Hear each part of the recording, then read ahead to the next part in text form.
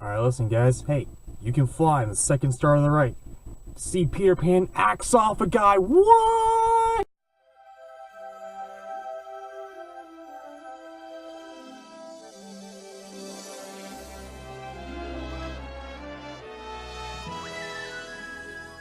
Alright, Peter Pan. We're finally in a guy's movie.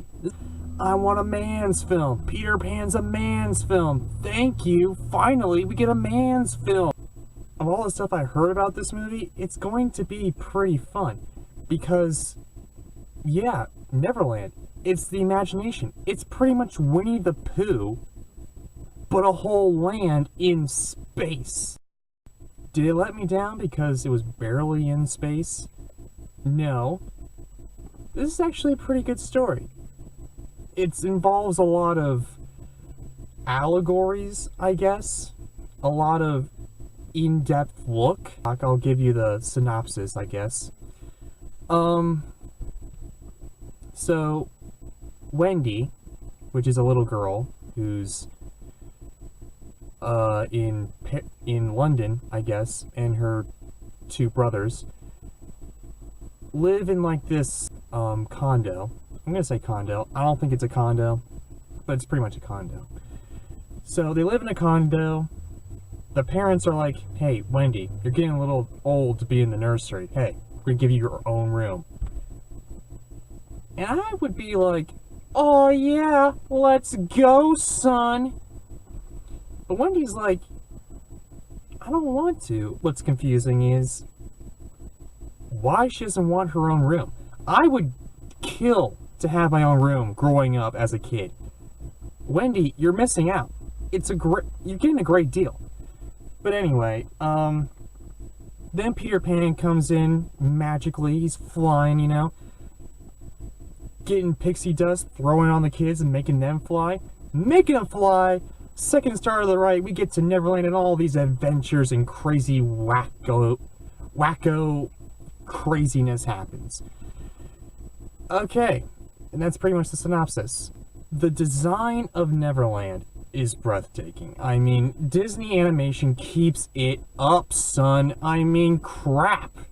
You've got all this great design work, all this fantastic animation. My gosh, I don't even know why they slacked off later. Don't worry, this is like a prologue to the upcoming slump number 1. But yeah, the animation is fantastic. Peter Pan acts like a real kid, which is surprising to me because I heard a lot from people saying that Disney characters aren't realistic. When in fact, a lot of them that I've seen are very realistic. Especially in this time frame, I guess, with Cinderella. Cinderella I related to. Peter Pan I relate to too. Because, hey, I don't want to grow up. I want to still be a kid. I mean, I think it's easy out there going out and getting jobs, you know? Yeah, Peter Pan, great. The kids are kind of like the audience, I guess. They're like, they ask a lot of questions and they answer, but they're really answering the questions that we, the audience, have. And a lot of the time, the kids are more like for the laughs, I guess. Because there's this ongoing joke about Wendy and the fact that she's a girl, which is kind of a negative because of, yeah, girls can do anything boys can do, especially in progressive era that we're in now. Tinkerbell has actually had a lot of character. I would think she was just like this nice little fairy, you know, it's like, do here's some pixie dust. No, she's actually mean, son. She's like pissed off all the time. Holy crap. Captain Hook, man. Captain frickin' Hook. This guy is a classic Disney villain. He's fantastic. Not just because, and now he's a, I can't even say it because it's just mind-blowing to me. Captain Hook is a complicated character. He's a complicated villain. And that's what makes for a good villain. The reason why he's after Peter Pan is because Peter Pan cut off his hand and fed it to the Croc. And the Croc's coming after him because he wants more. Most of his evilness comes from Peter Pan. Who knew? Also, the slapstick. The slapstick in this movie is great. I mean, Captain Hook, Smith is also the first mate. Great character, okay? Great character.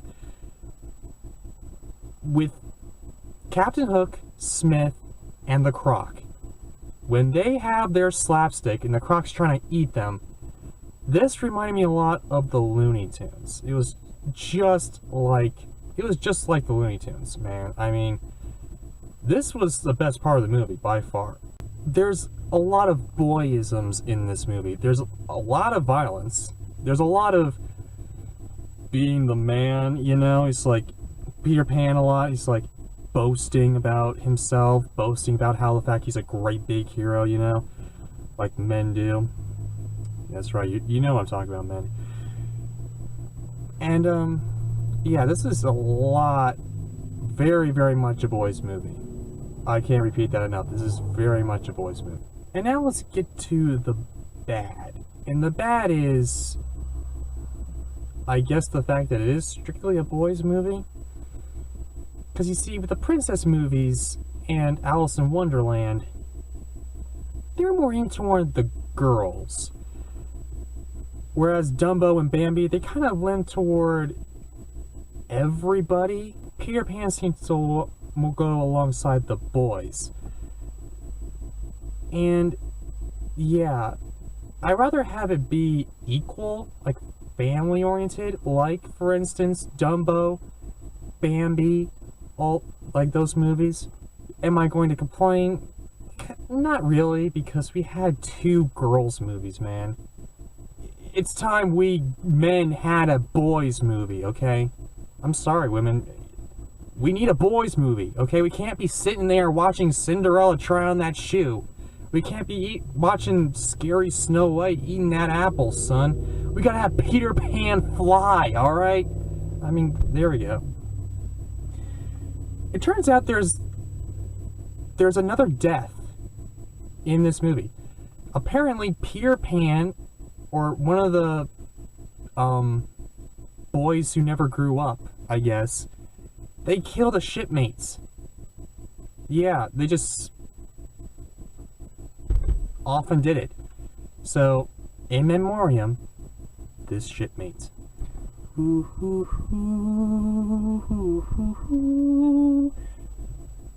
It's kind of weird. Peter Pan actually killed a guy. Even if it is a boys' movie, why would you purposefully try to kill somebody in this? I mean, yeah. The story is good, okay? It's mostly about growing up. You gotta grow up. You can't stay a kid. You gotta grow up.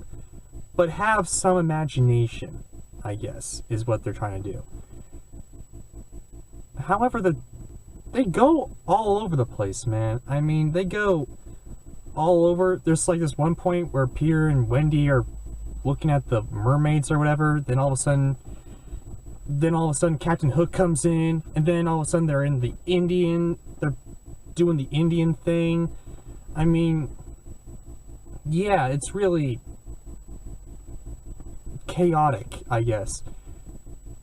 Which is understandable. I mean, when boys play, it's usually chaotic, imagination flowing. But yeah, for a story, it's kind of out there, I guess. Also, the Indians. Yeah, there's a lot of Indian racism in this movie. When they get to the Indians, you know, it's little shaky. Tiger Lily. I mean, at least Tiger Lily's actually an Indian in this movie instead of white, like in Pan, the prequel to Peter Pan, I guess. You know, it still doesn't excuse the fact that, yeah, a lot of Indian racism. I can't really excuse it for that. The music, yeah, the music is good. The songs are good. But I didn't see, like, a very heart-wrenching, grabbing song, you know? Like, for instance, When You Wish Upon a Star in Cinderella, or Someday My Prince Will Come from Snow White. Or even that song that was playing in the background when Dumbo was meeting his mother, you know, when she was in jail. Yeah. I mean, there's not really a song that just grabbed you and pulled you in. You Can Fly is pretty close to it, but it's not, you know, just doesn't grab you. So yeah, for the rating, I'm gonna say this movie is, personally, I enjoyed it, but I can see some people not living up to it, so I'm gonna say it's good. I'm not gonna say it's great because there are some problems with it, and the fact that it's a little old and kind of in the times. Like, for instance, kids are not going to be playing Indians. Kids are not going to be playing pirates nowadays. Nowadays, they're going to be playing, like, video games of Indians and cowboys and pirates and all that. They're not going to be actually playing that with their imagination because of the times. So, because of that and a lot of the problems with it, I'm gonna say that it's good. Oh, and also, there's some sexual innuendos in this movie. Whenever Peter Pan wants to sprinkle some pixie dust on people, he spanks Tinkerbell. Yeah, just picks her up by the wings and just, like, spanks her. Yeah. Isn't that nice? Alright, well, that is Peter Pan, ladies and gentlemen. Subscribe for more content, and hey, you don't subscribe, you're missing out, man, because I'm just cranking these out. Let's go. Cranking them out. Let's go. More reviews coming for you pretty soon. Let's go. Keep it up.